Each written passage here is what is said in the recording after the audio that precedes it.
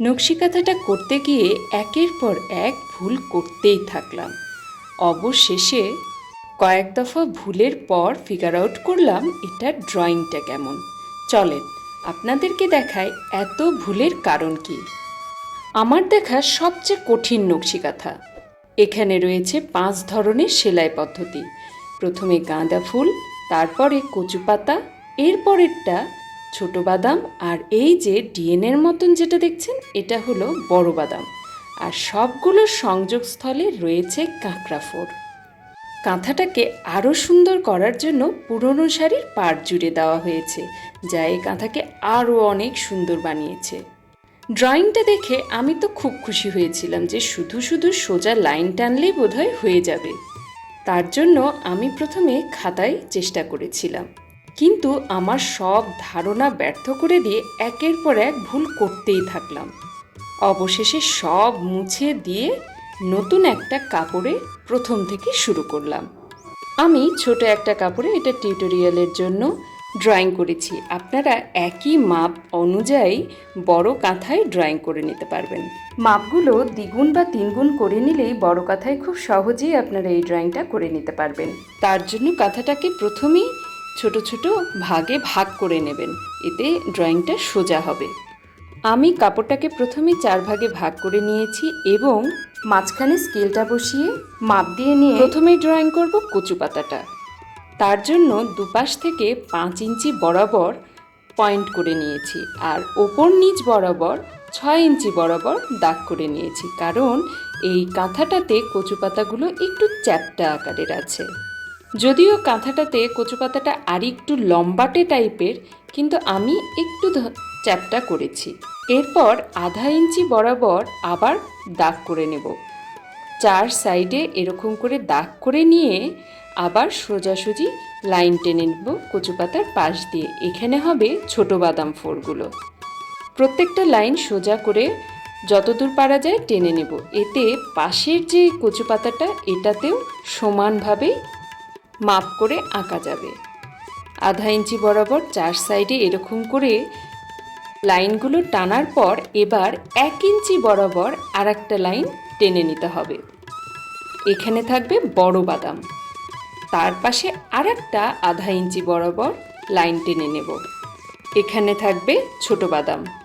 একটা কচু পাতা, তারপরে ছোট বাদাম, এরপর বড় বাদাম, এরপর আবার একটা ছোট বাদামের লাইন, এরকম করে ডিজাইনটা। আর মাঝে থাকবে একটা বৃত্ত, সেই বৃত্তটা হবে গেঁদা ফুল। মাঝের বৃত্তটা থেকে আধা ইঞ্চি বরাবর এরকম করে লাইন টেনে নেব। এটা কচু পাতার শিরা। প্রথমে এই লাইন টানাগুলো আমার কাছে খুব সহজ মনে হয়েছিল।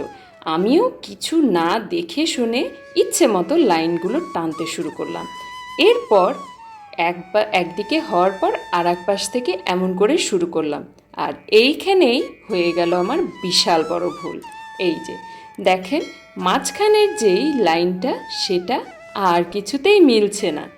এরপর আমি আবার কাঁথাটা ভালো করে দেখে বুঝলাম যে আচ্ছা, এইটাকে রাউন্ড অনুযায়ী ঘোরাইতে হবে। বৃত্তের যে রাউন্ডটা আছে সেই অনুযায়ী আধা ইঞ্চি করে করে এরকম করে ডট দিয়ে প্রত্যেকটা ডট কানেক্ট করে দিতে হবে। কচু পাতার এই ডাটগুলো একটা সার্কেলের মতন ঘুরে একটা সুন্দর শেপ তৈরি হবে। দেখেন, অনেকটা পাজলের মতন কি সুন্দরভাবে মিলে যাচ্ছে।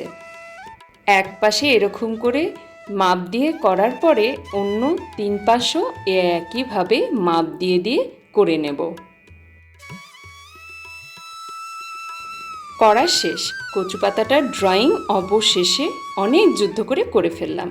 একইভাবে ওই ফাঁকা জায়গাগুলোতেও এইভাবে কচু পাতার ডাটগুলো দিয়ে দিতে হবে। যারা বড় সারফেসে আঁকবেন তারা অবশ্যই ওইখানে দিয়ে দিবেন। এবার পালা বড় বাদাম আঁকার। এটার আকৃতিটা অনেকটা ওই যে আমরা ক্লাসে ডিএনএ পড়েছিলাম না, সেটার মতন। একটা বাদামের এই চেনগুলো করার পর মাঝখান থেকে আর একটা চেন একইভাবে করতে হবে, কিন্তু খেয়াল রাখতে হবে যেন 2টা চেন দুইটা থেকে একটু আলাদা হয়ে থাকে। আর এই চেনটাতে থাকবে কাঁচি ফোর, যেটা আমার সবচেয়ে পছন্দের, খুব তাড়াতাড়ি হয়ে যায়। দেখেন চেনটা করার পর একদম ডিএনএর মতন লাগছে না? এবার দ্বিতীয় চেনটাও করে ফেলছি। একটার পেট থেকে আর একটার শুরু। একটু খেয়াল করলেই খুব সুন্দর করে ড্রয়িংটা করতে পারবেন। চেনটা ড্রয়িং করতে করতে বলি, এই কাঁথাটা কিন্তু আমার শাশুড়ির হাতের। সে সময় গ্রামের মহিলারা নিজেদের সারাদিনের সকল কাজ শেষ করে নিজেদের মধ্যে একটা কম্পিটিশন তৈরি করতেন, কার কাঁথা আগে শেষ হয়। এই কাঁথাটাও আমার শাশুড়ি তেমনভাবেই শুরু করেছিলেন এবং শেষ করতে বেশ খানিকটা নাকি সময় লেগেছিল, কারণ ছোট বাচ্চা নিয়ে উনি ওইভাবে করতে পারতেন না। বড় বাদামগুলো ড্রয়িং শেষ। একইভাবে প্রত্যেকটা লাইনে এইভাবে করতে হবে। প্রত্যেকটা লাইনে এরকম করে করা আমার শেষ।